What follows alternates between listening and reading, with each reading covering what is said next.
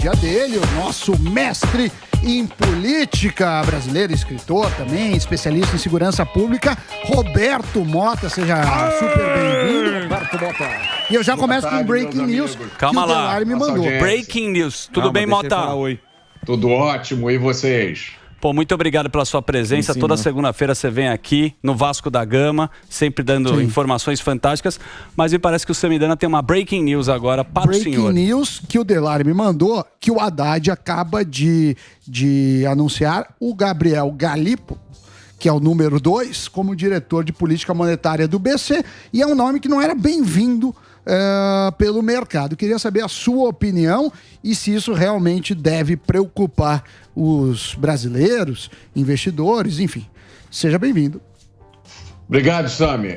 Esse programa é a minha alegria nas segundas-feiras, mas essa notícia aí é complicada, né? Repete aí, Sami, por favor. O Haddad, o Galípolo, que é o Gabriel Galípolo, ele estava lá o número 2 do Haddad. Eles estão trabalhando junto. E aí, o Haddad colocou ele agora como diretor de política monetária do Banco Central. Ou seja, ele fará parte lá do Copom. Lembrando que o governo vai indicar 2 agora, 2 no final do ano, são 9 membros, então eles estão tentando até o final do ano ter 4 indicados, mais um que teria se convertido para ter a maioria. O mercado não tinha gostado já dos rumores nesse sentido, e eu queria saber a sua opinião. Sem ter maiores detalhes sobre isso, eu compartilho da preocupação do mercado, né? Eu acho que provavelmente isso é uma continuação dessa tentativa do governo de fazer uma política econômica complicadíssima, tentando baixar os juros à força, né? O que a gente está vendo é um governo cheio de ideias esquisitas, cheio de declarações malucas. Nós também estamos vendo coisas estranhíssimas acontecerem no Brasil que causam insegurança nas pessoas, causam insegurança nas empresas. E aí qual é a consequência disso, né, Sami? As pessoas desistem dos planos, desistem de compras, desistem de viagens, resolvem parar de gastar, resolvem começar a guardar dinheiro, que ninguém sabe o que vai acontecer amanhã, e aí a economia começa a se desaquecer. Tudo indica, né, que a seguir esse comportamento a gente vai acabar na recessão. E, ao mesmo tempo, o governo diz que precisa gastar mais e que vai cobrar mais imposto. Isso aí é um cachorro correndo atrás do rabo num desenho terrível para a economia. É muita só notícia que a gente só bomba aqui, hein, Mota? Número 2 fazendo número 2. E não tem nenhuma notícia que a gente vê que tem um movimento aí desse governo com a economia dando algum sinal legal, né? Primeiro que não tem nenhum plano. A gente já tá aqui aí não sei quantos dias sem picanha e falta plano, falta um protagonismo desse governo aí. Você não fica... Você ainda não levantou a bandeira, mas não te dá um desespero de ver essa situação, Mota? O desespero para muita gente bateu quando... logo antes do período eleitoral, né? Quando a gente viu que o Brasil ia ser confrontado com uma escolha que ia decidir entre 2 caminhos completamente diferentes. O desespero deu, Zuzu, durante a campanha eleitoral. Sim. Porque uma coisa não se pode dizer do atual governo. Ele não escondeu o que queria fazer. Ele anunciou em alto e bom som. Ninguém que votou, que apoiou, né, que ajudou a eleição do atual governo, pode dizer que não sabia o que ia acontecer. Que o governo, antes de ser governo, né, o PT, explicou bonitinho o que eles iam fazer. Então, o desespero já deu antes, mas eu acho que a gente tem boas notícias.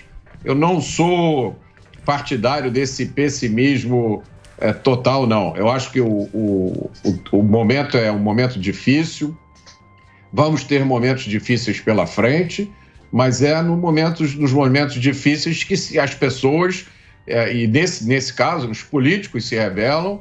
Vocês vão receber daqui a pouco, né, um representante do povo extremamente combativo. Nós vimos o Congresso, através de um projeto de decreto legislativo, dizendo não àquela mutilação que o governo tentou fazer no marco do saneamento. Aliás, segundo os juristas, uma coisa inconstitucional, porque o marco do saneamento foi feito através de uma lei e o governo editou um decreto para mudar a lei, o que não pode. O decreto só pode regulamentar a lei. Mas, de qualquer forma, o Congresso se levantou e aprovou um decreto legislativo que anula as partes terríveis do decreto do governo. E outro sinal de esperança foi o adiamento da votação do PL 2630, né? Que era assim, eu não tenho palavras para descrever o que é o PL 2630. A gente viu uma coisa que a gente nunca achou que ia ver, né? Que é o governo brasileiro entrando em confronto com as maiores empresas de tecnologia do mundo. Ô Mota, esse assunto aí a gente vai abordar aí com maestria. Você que é amigo do Elon Musk, você conhece o Elon Musk? Você viu que os nossos políticos falando do Elon Musk? Mas eu vou fazer um break rapidinho. O Morgado tem uma pergunta e a gente vai abordar também esse assunto PL de fake news, tudo que a gente tem pra falar aqui, tá bom? Vamos fazer um break, Dedê? Então, um break para a nossa rede de rádios. Estamos com o Roberto Mota e daqui a pouco estamos de volta aqui na Jovem Pan.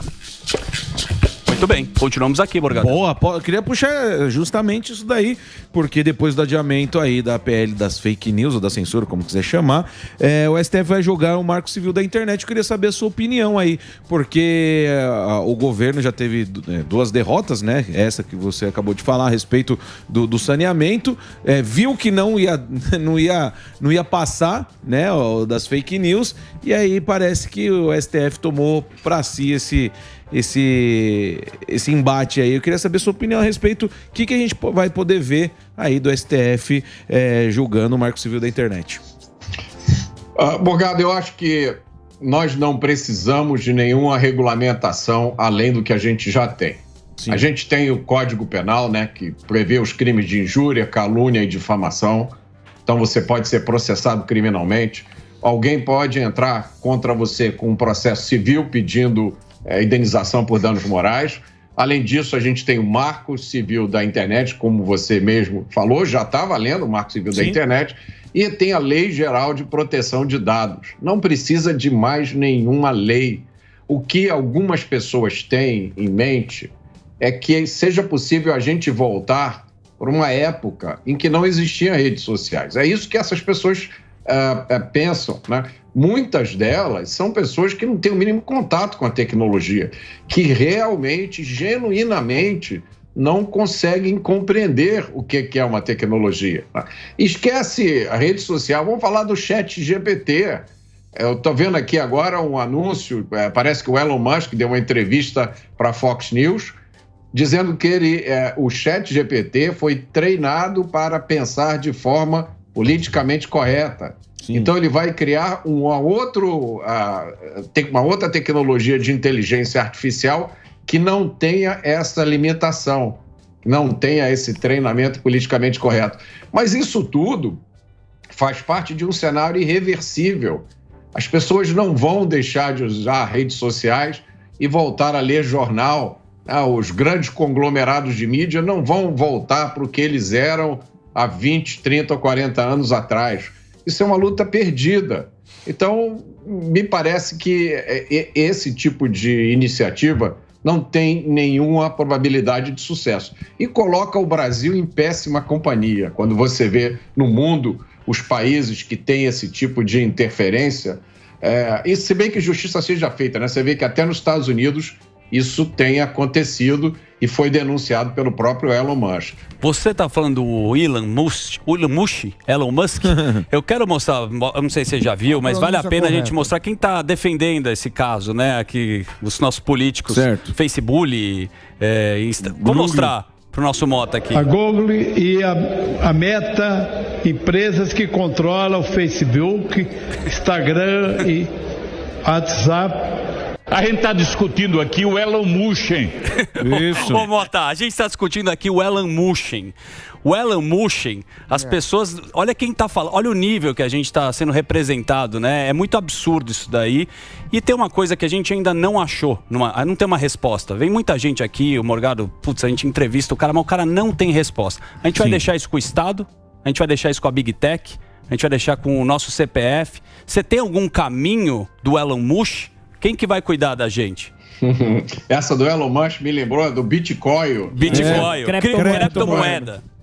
É uma tragédia isso, né?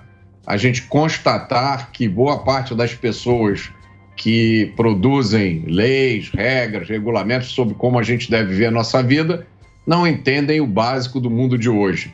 Não existe uma receita pronta, Zuzu. Se você tem que apontar um caminho, na dúvida, opte pelo caminho da liberdade.